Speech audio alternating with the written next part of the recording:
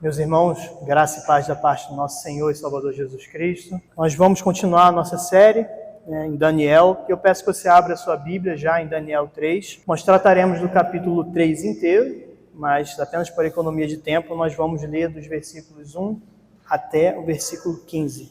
Irmãos, uma introdução muito rápida sobre o livro de Daniel. O livro de Daniel é um livro histórico profético e ele foi escrito pelo próprio Daniel ao fim do cativeiro, cerca de 530 aproximadamente, já no Império Medo-Persa, já não mais no Babilônico. O livro vai narrar acontecimentos com o povo judeu após a primeira onda de exilados à Babilônia, E aí, para o contexto geral, a gente sabe que o reino de Israel era uma nação só, é um reino só. E aí, depois de Roboão, há uma divisão no reino. Então você passa a ter o reino do norte e o reino do sul. O reino do norte peca contra Deus continuamente e eles são invadidos pela Síria e são levados ao cativeiro. Já o reino do sul, apesar de ter alguns bons reis, como foi, por exemplo, Josias, eles também pecam contra Deus. E apesar de várias advertências dos profetas chamando o povo a se arrependerem, ainda assim eles continuam em pecado. Deus decide puni-los e permite que o povo seja levado a cativeiro pela Babilônia. E lá eles passariam 70 anos, como foi profetizado por Jeremias. E a estrutura do livro de Daniel ela é montada de tal modo que, se vocês prestarem atenção, nos capítulos 1, 3 e 6, eles são interconectados entre si em narrativas semelhantes. Basicamente, algo ruim acontece, há uma necessidade de resposta por parte do povo de Deus, ao clímax da história, à reviravolta e, no fim, à resolução. É basicamente essa estrutura, desses 3 capítulos, principalmente. E qual o objetivo de Daniel ao escrever esse livro? O objetivo dele é instar o povo judeu, incentivar o povo judeu, mesmo debaixo de grande provação e no contexto do cativeiro, a permanecerem fiéis a Deus, pois Deus ainda era fiel à sua aliança e fiel para com aqueles que aguardam, porque Ele é Deus, não há nenhum outro.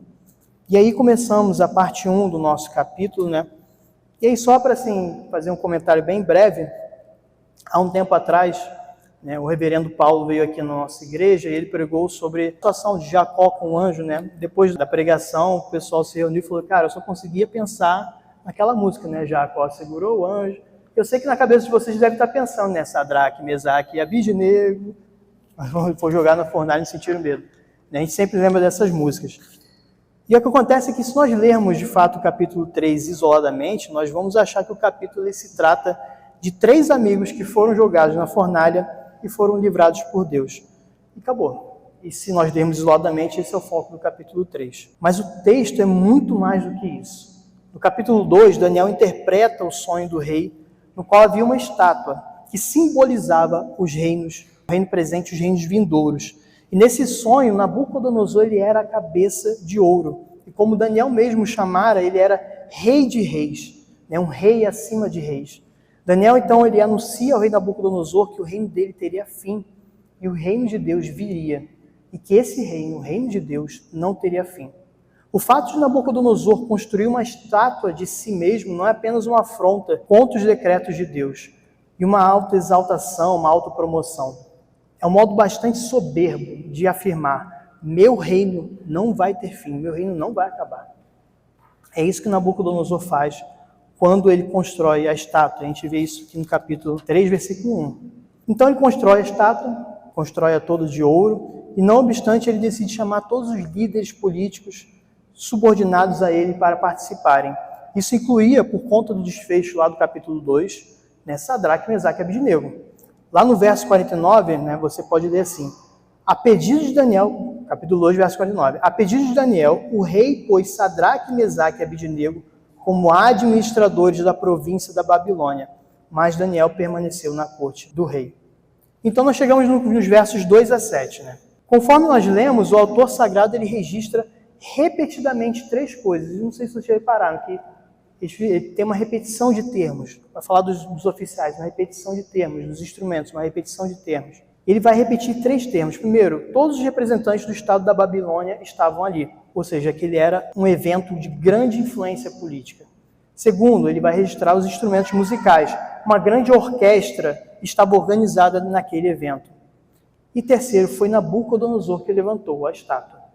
E apesar de soar para os nossos ouvidos como um caguete, uma repetição, essa ênfase na repetição dessas coisas é proposital. Daniel, ele queria que os leitores daquele texto, do livro, entendessem a gravidade do que estava ocorrendo. Nabucodonosor, após os eventos de Daniel 2, ele constrói uma estátua, ele decide obrigar os líderes políticos a, ouvindo a música, se curvarem em adoração a essa estátua, ou seja, ele faz um culto a si mesmo. É isso que estava acontecendo naquele momento, um culto. Ele faz uso dos elementos políticos, de sua influência sobre eles, de uma religião humanista, no senso de que, ao invés de ter um Deus ali no meio, a ele coloca ele mesmo, a si mesmo, o ser humano, no centro disso, para se colocar como Deus a ser adorado. Agora não existe mais outro panteão, agora eu sou um Deus também. E se na estátua dos sonhos do rei só a cabeça era de ouro, ou seja, viriam ainda outros reinos, agora, com uma estátua de ouro inteira de si, ele diz que outros reinos vindouros serão dele e de sua linhagem. Como eu disse, ele se afirma, meu reino não vai ter fim. Em uma só tacada, de uma só vez, Nabucodonosor se constitui Deus, ele evoca culto a si mesmo, ele chama Deus de mentiroso, ou de, no mínimo, fraco o suficiente para que ele, Nabucodonosor, pudesse alterar os planos de Deus, e ele se opõe ao reino de Deus que viria. De uma só vez, construindo uma estátua, ele faz tudo isso. E às vezes, lendo direto, a gente não percebe isso. Mas é disso que o texto se trata. A construção dessa estátua e toda a tratativa desse capítulo, assim como nos capítulos 1 e 6 também, vai falar sobre os reinos desse mundo se opondo ao reino de Deus. O mundo e a oposição que todos nós sofremos enquanto crentes que professam o nome de Cristo Jesus. Todo cristão verdadeiro, meus irmãos, vive uma guerra literal, não carnal, mas uma guerra literal, uma guerra contra o diabo, contra as potestades, os principados, contra o pecado, contra o mundo sendo todo o sistema que se opõe a Deus. Uma guerra que busca minar a propagação do reino de Deus. Essa é a guerra que nós nos encontramos. E por quê? Porque o mundo odeia o cristianismo. Jesus vai lá dizer em João 3, a luz veio ao mundo, mas os homens amaram mais as trevas do que a luz, porque as suas obras eram más. Pois todo aquele que pratica o mal detesta a luz e não se aproxima da luz, para que as suas obras não sejam reprovadas. João 3, 19 e 20. Não interessa para o mundo as suas obras serem reprovadas, de jeito maneira. Não vai interessar isso a eles. Eles amam as trevas porque as suas obras são más. Eles não querem reprovação. E um dos sistemas que o mundo certamente vai usar, ele usa atualmente para minar o reino de Deus, é, por exemplo, a política. Essa semana surgiu a notícia de uma pastora luterana, que ela escreve uma carta ao presidente da República. Em sua carta, ela afirma que ela é militante desse partido, do mesmo partido do presidente da República, desde a década de 1980. E depois ela diz que, uma vez que a formação teológica atual, vigente, ela possui, e aqui eu a cito diretamente, um método hermenêutico radicado nas escolas ultraconservadoras, em suma, já que hoje em dia se forma teólogo, que na hora de fazer a interpretação do texto, de ler o texto, tem uma leitura ultraconservadora, um discurso que é formado a partir do capitalismo, do patriarcalismo, da intolerância com respeito às diferenças, da branquitude, da espiritualização de tudo, fecha aspas, ela diz que o governo deve intervir diretamente na formação de novos teólogos, a fim de que eles tenham um pensamento politizado aos moldes dela. Isso aconteceu. Soa, às vezes, até meio absurdo alguém mandar uma carta para o presidente falando, olha, agora os teólogos deveriam ser formados pelo MEC. Mas aconteceu. Sabe o que é isso, meus irmãos? Se isso aqui nada mais nada menos que enxergar a palavra de Deus para uma cosmovisão política, nesse caso de esquerda. Poderia ser de outra. Poderia alguém mandar uma cosmovisão de direita, por exemplo. Uma cosmovisão política, ao invés de enxergar a realidade por uma cosmovisão bíblica. É permitir que a política dite a sua visão sobre o mundo, ao invés de permitir que a Bíblia dite a sua visão sobre a realidade. Nabucodonosor ele faz a mesma coisa. Ele ouviu a revelação por meio de Daniel e ele decidiu distorcer o que lhe foi dito para se adequar àquilo que ele entendia ser o melhor, não a vontade de Deus. Ele dobra e ameaça os líderes políticos a adorarem a estátua, sob pena de morte. Nabucodonosor de Daniel 13 certamente se encaixaria perfeitamente nos moldes do tempo atual. E ele seria muito provavelmente ovacionado em muitos lugares por aí. Porque no mundo atual, meus irmãos, ou você se dobra ao mundo, ou você é alvo da fornalha. E aí eu pergunto a vocês, meus irmãos, a minha pergunta hoje para vocês é, como cristão, vocês têm verdadeiramente rejeitado o mundo? Ou vocês têm se curvado, mesmo que só um pouquinho, não é muito não, só um pouquinho assim, por medo? Seguimos então a parte 2, que acontece nos versos 8 a 15. O texto vai seguir, como eu falei, né, acontece alguma situação, o texto agora vai seguir para a parte do conflito. Dentre o mar de pessoas se curvando perante uma estátua, 3 jovens se negam a dobrar-se. E aí, eu não sei se vocês já passaram por isso, é mais comum de acontecer em âmbito de igreja. Vocês já viram, às vezes, está todo mundo em pé, e de repente todo mundo senta e fica só uma pessoa em pé, assim, ó, parada, fica todo mundo olhando para a pessoa, tipo, senta, meu filho, senta. E a pessoa lá desapercebida. Vocês imaginem agora, centenas, talvez milhares de pessoas assim, se prostram e de repente tem 3 pessoas lá em pé. O camarada, agora, 3 jovens se negam a dobrar-se. Ananias, Misael e Azarias, eles percebem que aquele evento que estava ocorrendo não se tratava de um evento político qualquer. Aquilo era um culto. Não é um evento, não é uma reunião da ONU. Aquilo era um culto. Prostrar-se diante da estátua não significaria respeitar Nabucodonosor como rei, mas significaria rejeitar Deus. Vendo isso, os caldeus decidem delatar os 3. Caso você não se lembre, né, falando dos caldeus, no capítulo passado, Nabucodonosor tem um sonho. Então ele chama os seus sábios, os seus conselheiros e os caldeus e os ordena que eles contem o que ele sonhou e interpretem o sonho, ou do contrário, eles morreriam. Pedido tranquilo. Ó, vocês vão me contar o que eu sonhei, ainda vão interpretar. Eu não vou falar nada. O que acontece é que Deus, depois, por meio de Daniel, dá a revelação do sonho, ele dá a interpretação, Daniel passa isso ao rei, e isso salva a vida daqueles caldeus que, do contrário, seriam mortos. Porém, isso também, por causa daquilo que lemos anteriormente, isso promove Sadraque, Mesaque e Abednego a líderes da província da Babilônia. Isso causou inveja nos caldeus. A gente fala que é possível afirmar isso, que causou inveja, porque o verbo acusaram no original, ele quer dizer literalmente comer os pedaços de carne arrancados do corpo de alguém. Em termos menos nojentos, significa se beneficiar da desgraça alheia. É viável interpretarmos então que aqueles homens estavam buscando delatar os 3 para tomar suas posições alcançadas. E aí eles começam o discurso de bajulação, aqui nos versos 9 a 12. Disseram ao rei Nabucodonosor que o rei vive eternamente. O Senhor, rei, baixou um decreto, ordenando que todo homem que ouvisse o som da trombeta, da flauta, da harpa, da cítara, da lira, da gaita de foles, de todo tipo de música, deveria se prostrar e adorar a imagem de ouro. E todo aquele que não se prostrasse e não adorasse seria lançado na fornalha de fogo ardente.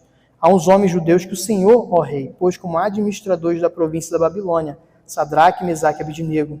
Esses homens fizeram pouco caso do Senhor, ó rei.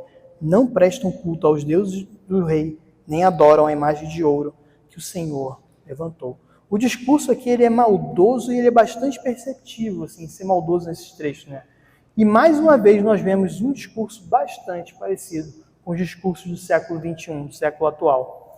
Ou você concorda com cada vírgula do que eu falo e se dobra tudo o que eu acredito, ou você faz pouco caso de mim.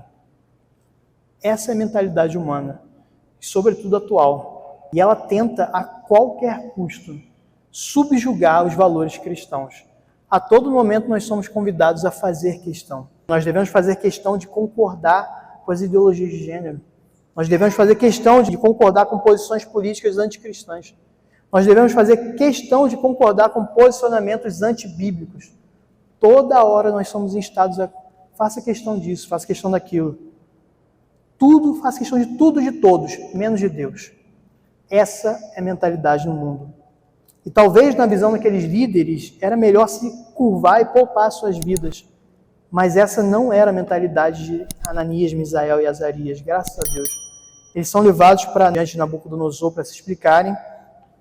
E agora só, imagine só, se coloque no lugar de Nabucodonosor, não deles, mas de Nabucodonosor. Você constrói uma estátua sua, você chama todos os líderes dos povos dominados por você, você ordena a todos que se ajoelhem a ouvirem a música e descobre que tem 3 pessoas em pé, desafiando a sua autoridade. A primeira parte dessa tratativa do rei, ela vai soar até diplomática. Por isso ele diz assim, em alguma versão, está dispostos, ou se vocês estão prontos, na NAA, no verso 15. Agora, pois, se vocês estão prontos, ele não parece diplomático. É como se o rei dissesse assim, mais ou menos, olha, eu sei que vocês não são daqui, ainda estão se acostumando, nova língua, novos costumes, tá? Eu vou dar essa colher de chá para vocês, tá bom? Não estou entendendo a situação, vou dar essa colher de chá. A coisa vai ser assim, ó, vocês vão ouvir a música e vão se curvar diante da estátua, entenderam? Ouve, se curva, entendeu? Só que, na verdade, a segunda parte ela vai revelar o tom de ameaça jocoso de Nabucodonosor. Mas se não adorarem, serão no mesmo instante lançados na fornalha de fogo ardente. Quem é o Deus que os poderá livrar das minhas mãos? Olha que tom de soberba que Nabucodonosor tem aqui. Quem é o Deus que os poderá livrar das minhas mãos? Meus irmãos, notem o tom da fala dele. Ele não desbanca Deus de Israel somente. Ele desbanca todo o panteão de deuses babilônios e se coloca como se fosse ele mesmo um Deus. A essa altura, não importa mais a ele se ele acreditava em Bel, em Tiamat, em Ansar ou qualquer outro Deus. A soberba de Nabucodonosor chega ao extremo de um ser humano. Ele se acha Deus. E esse é um dos motivos pelo qual os cristãos são mais odiados nesse mundo. Porque nós, os cristãos, pelo simples fato de afirmarmos que há somente um Deus e que só esse Deus deve ser adorado, que só esse Deus é fonte de salvação, que tudo vem dele, é por meio dele, é para ele, isso lembra o ser humano de que nós, seres humanos, não somos Deus. E o que as pessoas mais querem hoje é bajulação, é se sentirem como deuses, capazes de influenciar tudo e todos ao seu redor, capazes de controlar tudo e todos ao seu redor. É o ser humano no centro, não mais Deus, não importa mais. O que a gente chama de secularização. Quem estava na EBD de pós-modernidade vai lembrar disso. É secularização, o ser humano no centro, não importa mais Deus. Essa atitude de Nabucodonosor. E aí nós prosseguimos agora para o texto que não lemos. Estava óbvio para os 3 o que eles deveriam fazer. Não havia dúvida. Era óbvio. Não era um momento de barganha, de indecisão. A resposta era óbvia demais. Eles não trocariam Deus deles, nem sequer pela própria vida. Simplesmente não valia a pena. Não valia. Eu pergunto a vocês, o que poderia estar no coração daqueles jovens, se não a lembrança da aliança feita por Deus no Monte Sinai? Eles se negam justamente por causa daquilo que Deus deu a eles lá no monte. Deus dá a lei ao seu povo, ele vai dizer assim, agora, pois, se ouvirem atentamente a minha voz e guardarem a minha aliança, vocês serão a minha propriedade peculiar dentre todos os povos, porque toda a terra é minha, e vocês serão para mim um reino de sacerdotes e uma nação santa. Eu sou o Senhor, seu Deus, que o tirei da terra do Egito, da casa da servidão. Não tenha outros deuses diante de mim. Não faça para você imagem de escultura, nem semelhança alguma do que há em cima no céu, nem embaixo na terra, nem nas águas debaixo da terra. Não adore essas coisas, nem preste culto a elas, porque eu, o Senhor, seu Deus, sou Deus zeloso, que visita a iniquidade dos pais nos filhos até a 3ª e 4ª geração daqueles que me odeiam, mas faço misericórdia até 1000 gerações daqueles que me amam e guardam os meus mandamentos. Meus irmãos, eles conheciam bem o Deus que eles serviam, o Deus Santo, o Senhor de toda a terra, o grande eu sou, a fonte de toda alegria e paz que o ser humano pode sentir, aquele que é a própria vida. Esse era o Deus deles. Não uma estátua de ouro que sequer podia se mover, falar, tocar. Era o Deus Altíssimo, o Criador dos céus e da terra. Eles sabiam que Deus tinha o poder para livrá-los, mas eles não tentaram manipular Deus e salvá-los. Eles disseram, não, rei, está amarrado, está repreendido, deixa para lá. Eles não tentaram manipular Deus. Não, Deus vai me salvar com certeza. Aqui, ó. Eles disseram, Mesmo que o Senhor Deus não nos salve, não tem problema não. Eu me recuso, nós nos recusamos a nos dobrar, a nos prostrar diante dessa estátua. Fidelidade, meus irmãos. Fidelidade. Como Paulo vai dizer lá em Romanos 14:8. Porque se vivemos, é para o Senhor que vivemos. Se morremos, é para o Senhor que morremos. Quer, pois, vivamos ou morramos, nós somos do Senhor. Romanos 14:8. O único jeito de crermos na aliança que Deus faz com seus eleitos, a ponto de entregarmos a nossa vida tendo uma fé firme e inabalável em Deus e em sua palavra. E, meus irmãos, fé não é crendice. Não é que ela não tem que ser, entendo intelectualmente o que é. Não é. A fé é um dom dado por Deus. Porque outrora nós vivíamos perdidos, mortos nas trevas. Deus nos dá vida e deposita em nós o dom da fé, para que nós olhemos para nós mesmos e tenhamos a certeza que nós somos seres maus, completamente perdidos sem Deus, completamente depravados. Mas não é só isso. A fé ela também aponta para aquele que pode nos salvar, para Cristo. E leva o ser humano a dizer: Senhor, me salva. Senhor Jesus Cristo, me salva. Eu não consigo me salvar, mas o Senhor pode me salvar. A fé é o dom de Deus que nos leva até a salvação. E como João vai dizer, porque todo que é nascido de Deus vence o mundo. E essa vitória que vence o mundo, a nossa fé. Nabucodonosor, diante disso, ele se contorce em ira. Ele ordena que a fornalha seja aquecida o máximo possível. Isso nós lemos aqui, versículo 19. Então Nabucodonosor se encheu de fúria, e o aspecto do seu rosto se alterou em relação a Sadraque, Mesaque e Abednego. Ordenou que se esquentasse a fornalha 7 vezes mais do que de costume. 7 vezes mais não é literal, é uma hipérbole, uma figura de linguagem de exagero, né? Nabucodonosor ficou com um termômetro ali, esquenta mais um pouquinho, joga mais um pouquinho de lenha. Não, volta. Um exagero. O que isso quer dizer? Quer dizer que ele estava tão irado, mas tão irado que ele falou: não quero saber das consequências, aqueça isso ao máximo, ninguém vai desafiar a minha autoridade. Ninguém. Sadraque, Mesaque e Abednego, eles são amarrados, eles são lançados na fornalha, que de tão aquecida que estava, tão aquecida, matou até mesmo aqueles que o jogaram lá dentro. E aí eu pergunto, vocês acham que esse episódio que ocorreu aproximadamente 2.600 anos atrás, né, é diferente do que acontece, do que acontecerá com a igreja? Qual a diferença? Meus irmãos, não tem diferença. A perseverança dos santos, que é uma doutrina tão cara a nós, ela existe por um motivo. O reino de Deus, ele é conquistado à força. Em algumas versões diz na Bíblia que ele é conquistado à violência. Mas essa não é uma violência contra os outros, mas é uma violência que certamente, muitas vezes, custa a nossa vida. Lá em Apocalipse 13, 9-10 vai dizer assim: se alguém tem ouvidos, ouça. Se alguém tiver de ir para o cativeiro irá. Se alguém tiver de ser morto pela espada, morto será. Aqui está a perseverança e a fidelidade dos santos. É nesta perseverança dos santos que a igreja se mantém de pé diante das pressões do mundo. A perseverança dos santos, meus irmãos, ela ocorre porque o mundo há de nos perseguir. E Berkhoff, ele vai dizer que a perseverança dos santos é o trabalho do Espírito Santo, atuando na vida do cristão para que ele não decaia totalmente da graça, mesmo que nós, muitas vezes, nós passamos, certamente, dificuldades, desânimos, provações, momentos de, desespero às vezes, quiçá. Mas o Espírito Santo trabalha em nós, para que nós continuemos a persistir, a perseverar, a prosseguir na nossa peregrinação. Essa é a perseverança dos santos. E aqui nós vemos claramente essa doutrina no texto de Daniel 3. E eu me recordo, por exemplo, do livro do peregrino, quando cristão e fiel eles estavam se dirigindo ao local chamado Feira das Vaidades, local onde eles poderiam adquirir qualquer coisa que o coração deles quisesse. Casas, bens, luxúria, qualquer coisa. Imagine qualquer coisa que você imaginar. Lá tinha, nessa Feira das Vaidades. Mas antes eles encontram o evangelista, que os adverte que certamente um deles pereceria naquela cidade, mas os encoraja a prosseguirem em sua peregrinação. Então, tão logo cristão e fiel, eles chegam na feira, todos os moradores de lá se tumultuam, eles se agitam. Os peregrinos, eles tinham vestes diferentes, não era a mesma veste deles, era uma veste diferente. Eles falavam o idioma diferente, o idioma de Canaã, e eles se recusaram a comprar qualquer coisa na cidade.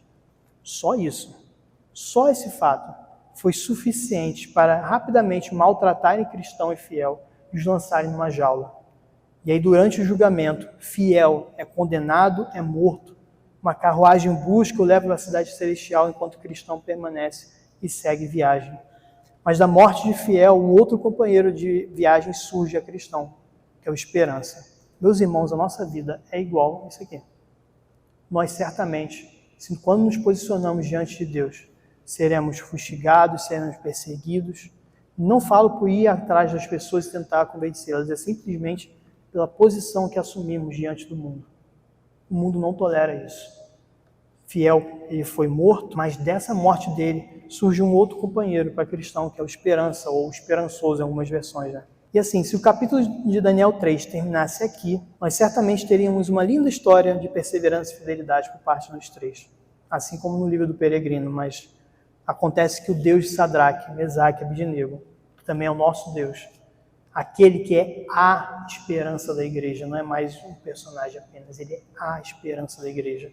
Ele decide se revelar a eles em pessoa. E aí nós chegamos na parte dos versos 24 e 25. Meus irmãos, eles foram livrados. Agora imagine só, você é jogado na morte certa, dentro de uma fornalha, você está pronto a morrer. E lá, nesta situação, você se lembra, Isaías 43, que diz assim: mas agora, assim diz o Senhor, que o criou, ó Jacó, e que o formou, ó Israel, não tenha medo, porque eu o remi. Eu chamei pelo seu nome, você é meu. Quando você passar pelas águas, eu estarei com você. Quando passar pelos rios, eles não submergirão. Quando passar pelo fogo, você não se queimará. As chamas não o atingirão.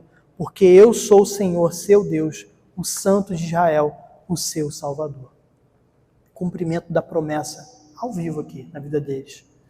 Deus não os livrou da fornalha, mas certamente Deus os livrou na fornalha. Aquele que é o cumprimento de toda boa promessa de Deus. Ele aparece em pessoa para os salvar. Aquele que é a pedra que derrubava todos os reinos lá no capítulo 2. Ele guarda a vida dos três na fornalha. E Nabucodonosor, meus irmãos, ele quase acerta quem era essa pessoa. Quase. Ele só errou duas coisas. O artigo e o plural. Porque ele vai dizer assim: ele é semelhante a um filho dos deuses. Ele errou o artigo e o plural. Porque aquele diante dele não era um filho dos deuses. Ele era o Filho de Deus que estava ali, os livrando. Aqui nós temos uma clara cristofania, a aparição de Jesus Cristo antes da sua encarnação. E Nabucodonosor, ele horrorizado pela visão de 4 homens andando na fornalha, ele chama os 3 de volta, mas com uma pequena diferença. Olha só. Nabucodonosor, então, se aproximou da porta da fornalha de fogo ardente e gritou: Sadraque, Mesaque e Abednego, servos do Deus Altíssimo, venham para fora, venham cá. Então Sadraque, Mesaque e Abednego saíram do meio do fogo. Agora eles não eram mais traidores. Agora eles não enxergavam mais dessa forma. Agora eles eram servos do Deus Altíssimo. Nabucodonosor, por fim, meus irmãos, ele vai responder a sua própria pergunta. Lembram lá no verso 15? E quem é o Deus que os poderá livrar das minhas mãos? Pois bem, ele responde aqui: foi o Deus Altíssimo. Somente o Deus Altíssimo poderia fazê-lo. E não apenas Nabucodonosor testemunhou isso, mas todos os líderes políticos que lá estavam testemunharam também. No verso seguinte: os sátrapas, os prefeitos, os governadores e conselheiros do rei chegaram perto deles e viram que o fogo não teve poder algum sobre o corpo desses homens. Os cabelos da cabeça não foram chamuscados, os mantos não sofreram mudança e eles não estavam com cheiro de fumaça. Até mesmo os líderes políticos viram aquilo que Deus fazia pelo povo de Israel. Que apesar de eles serem povo cativo, eles tinham um Deus, que era um Deus sobre todo Deus. Era muito comum naquela época, meus irmãos, que o Deus de alguma divindade, de algum local, se restringisse somente ao local. E também refletisse a força daquele país. Então, por exemplo, a Babilônia subjugou Israel. Que o pessoal entendia, então com certeza nossos deuses são mais fortes que esse Deus deles aí. Com certeza. Mas eis que todos eles testemunham.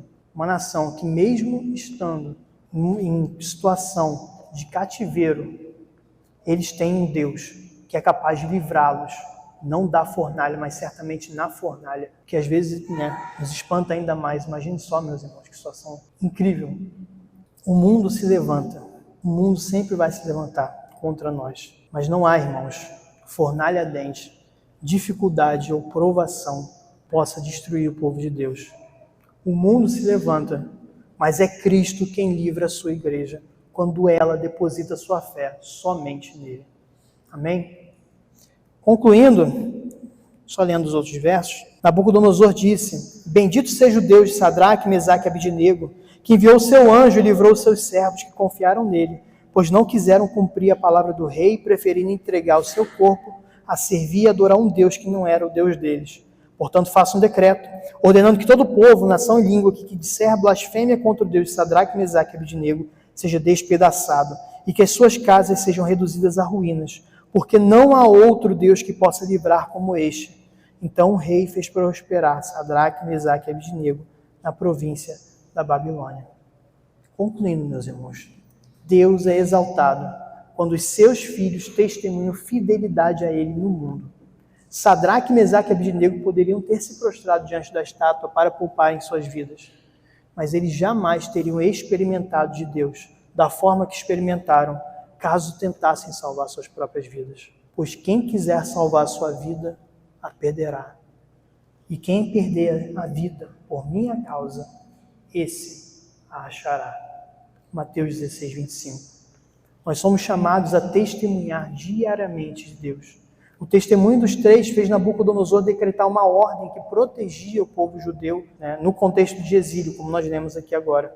Eles poderiam facilmente ter pensado: se nós adorarmos a estátua, ou só nos curvarmos um pouco, nós protegeremos os nossos irmãos exilados. Está muito difícil já. Todo mundo, sabe, na pindaíba, todo mundo aqui levado escravo. Não vamos dificultar a vida de todo mundo, não. A gente faz isso, mas a gente continua adorando. Não foi essa a posição deles. Não foi esse o posicionamento deles. Foi a fidelidade a Deus, meus irmãos. A fidelidade a Deus, o único que era verdadeiramente soberano, que é verdadeiramente soberano, que trouxe real proteção ao povo judeu naquele contexto. Meus irmãos, gravem isso. Deus é mais glorificado em nós quando nós somos inegociavelmente fiéis a Ele. A aliança feita por Deus com o povo judeu não era apenas válida, como ela estava sendo mantida pelo próprio Deus.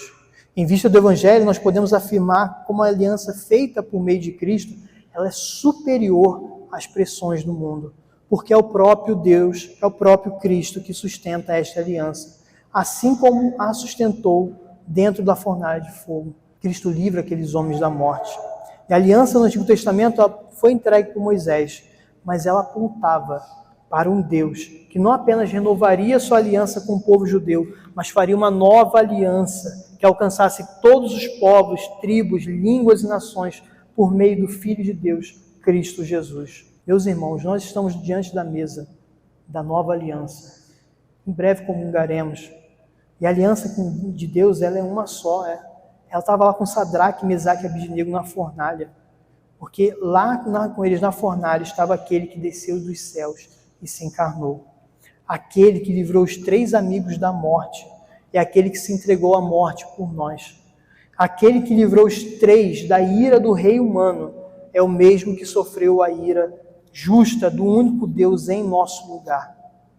Nem sempre, meus irmãos, nós seremos salvos da fornalha ou salvos da cruz. Mas se Sadraque, Mesaque e Abednego receberam condecorações de Nabucodonosor por serem fiéis a Deus, quanto mais nós seremos glorificados em Cristo se permanecermos fiéis a Ele.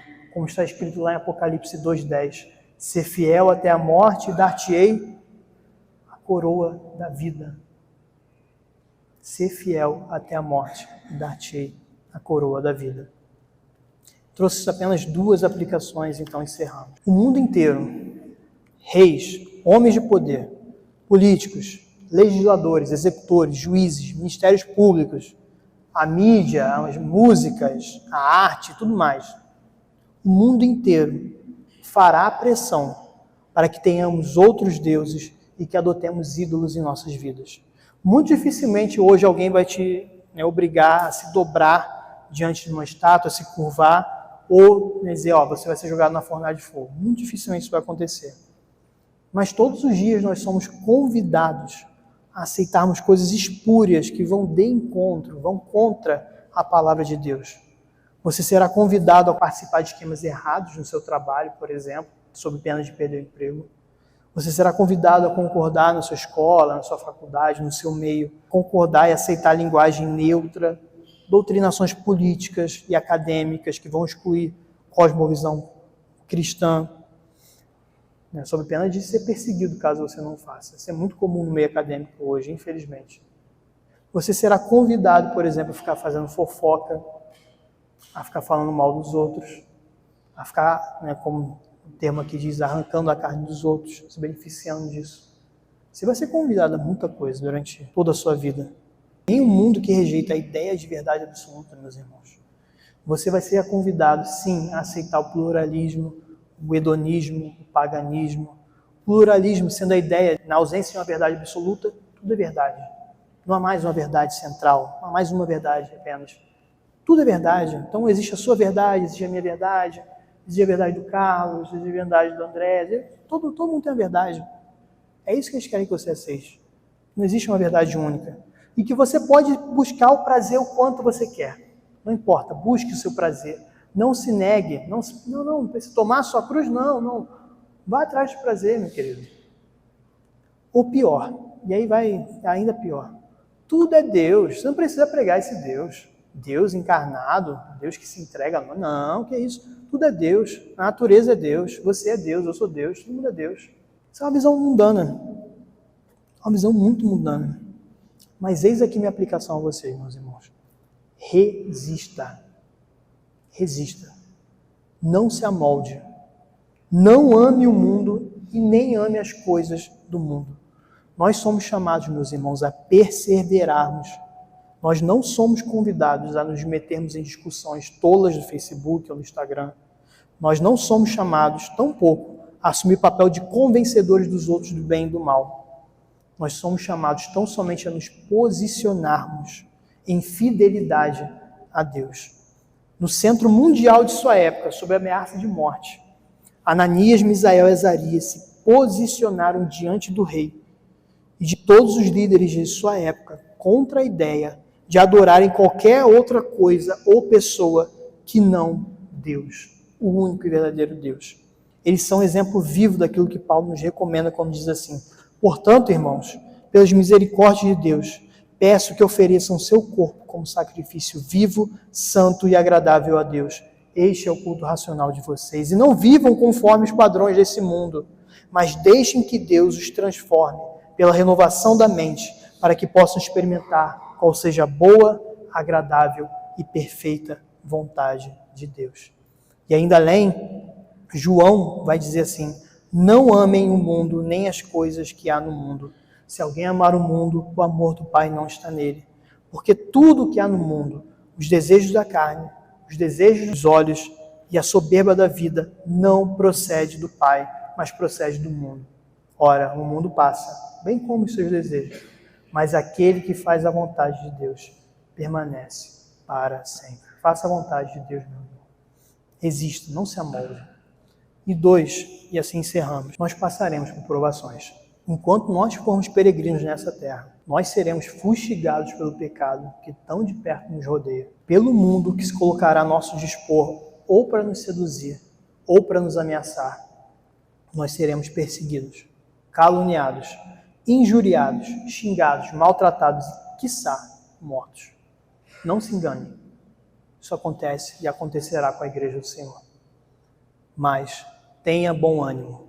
Eis aqui minha aplicação. Tenha bom ânimo diante desse mundo. Porque há uma verdade, meus irmãos, que supera qualquer outra verdade. Deus é conosco. Deus é conosco. O nosso Deus está conosco em cada momento. E não há nada que nos possa separar dele. Os 3 personagens de Daniel 3, eles entenderam que a morte era mais desejável do que a infidelidade, porque eles conheciam o seu Deus. E eles sabiam que nem a morte poderia livrá-los, ou nem a morte poderia separá-los dele, de Deus. A mesma verdade, ela se aplica a nós. Nós somos dele. Se você crê em Cristo Jesus, meu irmão, minha irmã, você pertence a ele. A morte não mais tem domínio sobre você. O pecado não tem mais domínio sobre você. Exercite, meus irmãos, a sua fé. Exercite a sua fé. Tenha bom ânimo. Exercite a sua fé naquele que se encarnou. Aquele que, sendo Deus, não usurpou ser igual a Deus. Aquele que se esvaziou, que assumiu a forma de servo, tornou-se semelhante a homens, e que, reconhecido em figura humana, assim mesmo se humilhou, tornando-se obediente até a morte, morte de cruz. Exerça sua fé no Filho de Deus. Exercite sua fé nele. Porque Lutero bem disse, meus irmãos, se temos de perder família, bens, prazer, se tudo se acabar e a morte enfim chegar, com ele reinaremos. E a conclusão lógica de tudo isso, de que Deus é conosco, só nos pode levar a uma só posição, como Paulo vai dizer lá em Romanos 8. Que diremos então à vista dessas coisas?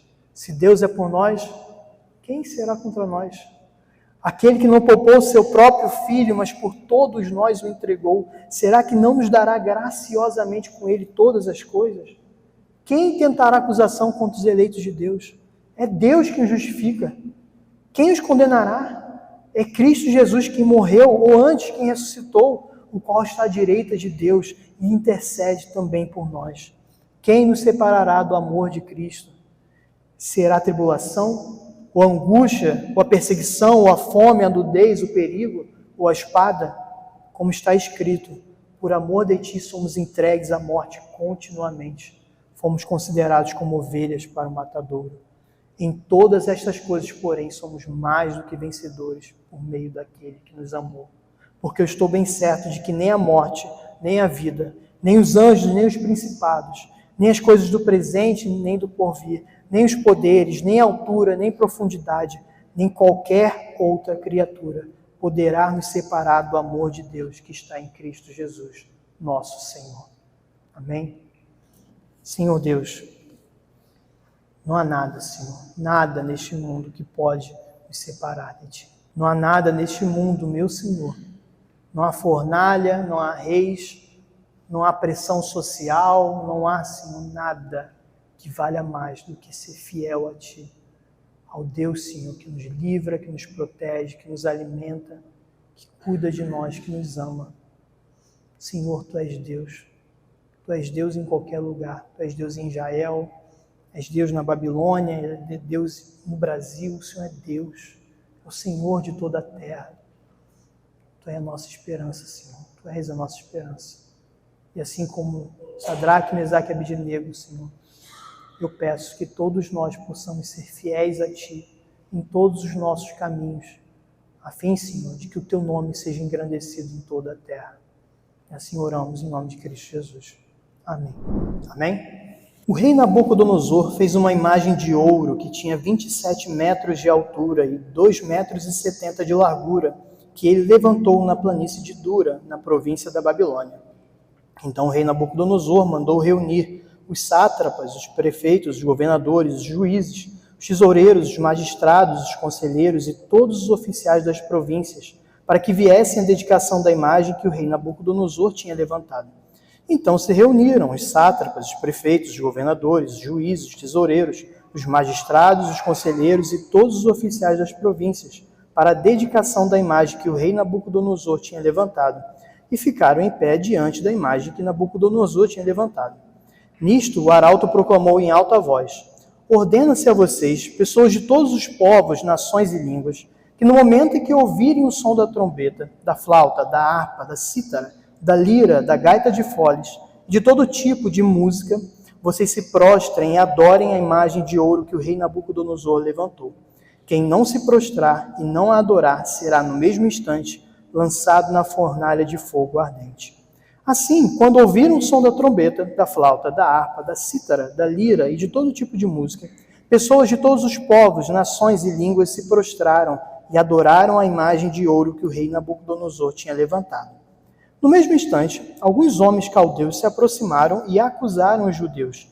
Disseram ao rei Nabucodonosor: que o rei viva eternamente. O Senhor, ó rei, baixou um decreto, ordenando que todo homem que ouvisse o som da trombeta, da flauta, da harpa, da cítara, da lira, da gaita de foles, e de todo tipo de música, deveria se prostrar e adorar a imagem de ouro, e que todo aquele que não se prostrasse e não adorasse seria lançado na fornalha de fogo ardente.